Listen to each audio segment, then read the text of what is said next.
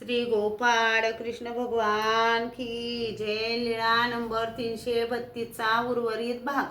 सर्वज्ञांनी दादोसाला श्रेमालिंगन दिले, दादोसाने दंड ते घातले व श्रीचरणा लागले। सर्वज्ञांची दायसाने भेट घेतली, दायसाने दंड ते घातले व श्रीचरणा लागली आणि सर्वज्ञांजवळ बसली। सर्वज्ञांनी विचारपूस केली, कोण कोण येत आहे? आणि दायसाने सर्वांची नावे सांगितली व सोबागाई येत आहे असे सर्वज्ञांना सांगितले। सर्वज्ञ म्हणाले, असं सोबागाई येत आहे?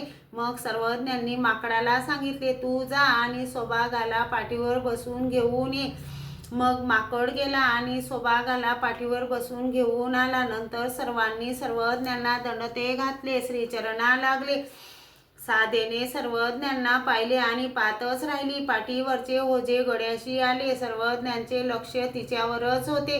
ते दादोस पाहत होते। दादोस उठले व साधाच्या गड्याशी आलेले ओझे घेतले आणि म्हणाले, येल्लो साधा, सर्वज्ञांना दंड ते घाल। दादोस ओझे घेत असताना बाईसा म्हणाली, बाबा हे असे कसे? मग सर्वज्ञांनी सांगितले, तीर्थ देवता पुरुष ये तिनी आपलविती। मग साधेने सर्वज्ञांना दंड ते घातली व श्रीचरणा लागताना साधाकडून खाली वाकवले जात नाही असे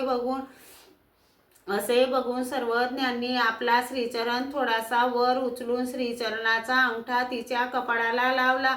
मग ती सर्वज्ञांजवळ बसली। श्री गोपाळ कृष्ण भगवान की जय।